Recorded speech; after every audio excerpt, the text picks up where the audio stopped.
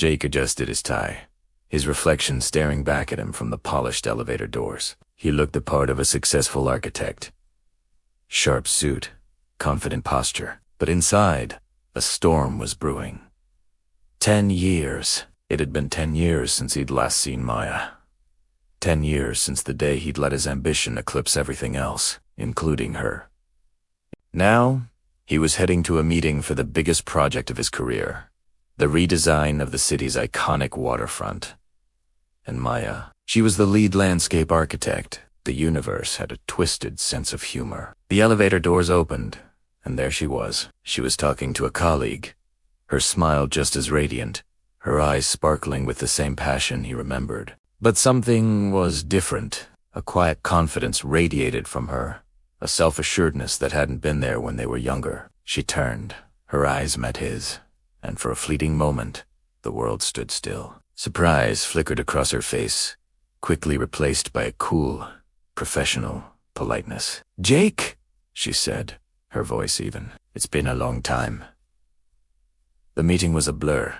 Jake found it hard to concentrate, his mind replaying every moment of their past. He remembered their first date at a small, cluttered bookstore, where they'd spent hours talking about their dreams. He dreamed of designing skyscrapers that touched the clouds. She dreamed of creating green spaces that brought communities together. Their dreams had seemed to run parallel, side by side. He remembered the late nights in their tiny apartment, blueprints and sketches covering every surface, fueled by cheap coffee and endless optimism. She was his biggest cheerleader, his confidant, the one who believed in him even when he doubted himself. Then came the opportunity in New York, a prestigious firm, a fast track to success. It was everything he'd ever wanted. "It's only for a couple of years," he'd promised her. "Then I'll come back, and we can build our life together."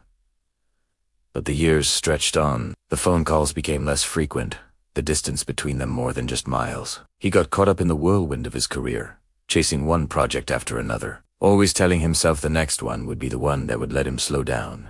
He'd told her to wait. But you can't ask someone to put their life on hold indefinitely. The day she'd finally said goodbye over a crackly phone line, he'd felt a pang of loss, but he'd quickly buried it under another all-nighter at the office. He told himself it was for the best, that he was doing it for their future. But looking at her now, so poised and successful in her own right, he realized his mistake. He hadn't been building a future for them.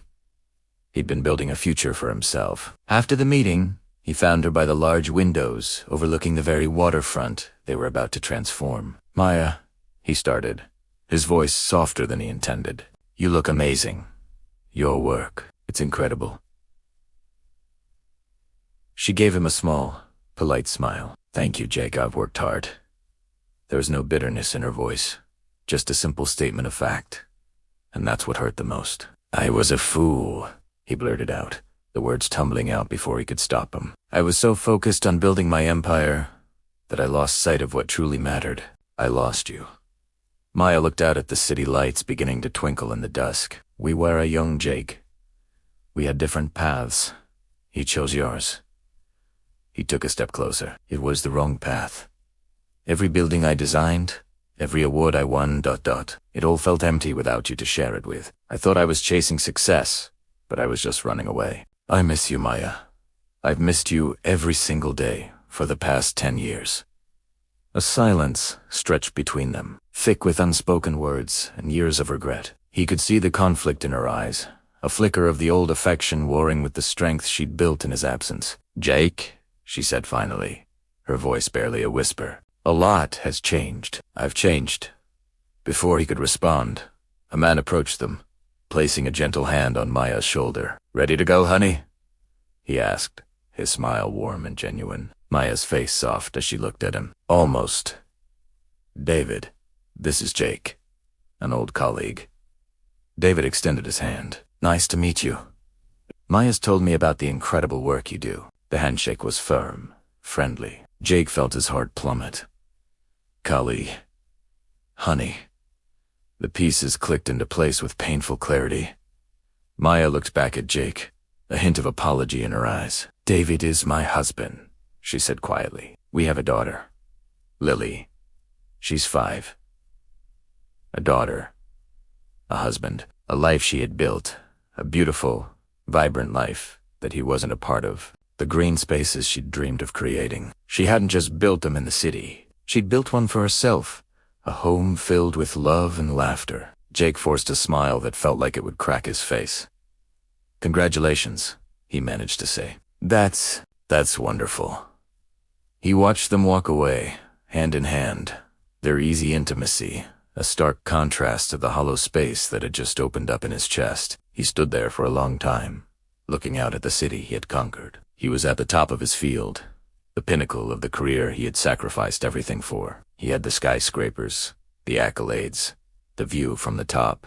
He saw her one last time, walking away into the life she deserved, and he finally realized what he'd lost. He had everything he thought he wanted, but he had absolutely nothing at all. He had built a kingdom of glass and steel, but he had lost his queen, and in the end, he was just a king in an empty castle. Thank you for watching Noble Hearts Stories. If this story touched you, please remember to like, share, and subscribe for more tales that explore the depths of the human heart. We all make choices in life, and sometimes the biggest lessons come from the paths we didn't take. Until next time, take care.